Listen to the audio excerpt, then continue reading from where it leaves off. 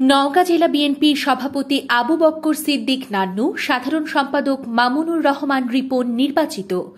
মোহাম্মদ রুহুল আমিন শেখের তথ্যচিত্রে বিস্তারিত।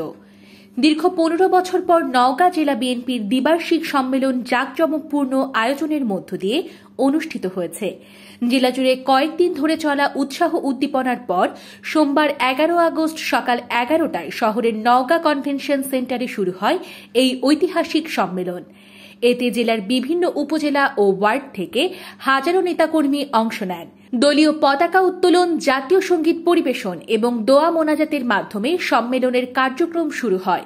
প্রধান অতিথি হিসেবে ভার্চুয়াল মাধ্যমে যুক্ত হয়ে বক্তব্য রাখেন বিএনপির ভারপ্রাপ্ত চেয়ারম্যান তারেক রহমান। বক্তারা বলেন, দীর্ঘদিন পর এই সম্মেলন জেলা বিএনপির সাংগঠনিক কার্যক্রমে নতুন গতি আনবে এবং গণতন্ত্র পুনরুদ্ধারের আন্দোলনে নেতাকর্মীদের ভূমিকা আরও শক্তিশালী হবে। সম্মেলনের শেষ পর্যায়ে জেলা বিএনপির নতুন নেতৃত্ব ঘোষণা করা হয়।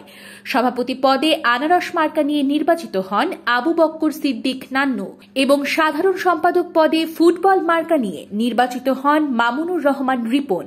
এ সময় বিএনপি, যুবদল, ছাত্রদল, স্বেচ্ছাসেবক দল, মহিলা দল সহ অঙ্গ ও সহযোগী সংগঠনের শীর্ষ নেতারা উপস্থিত ছিলেন।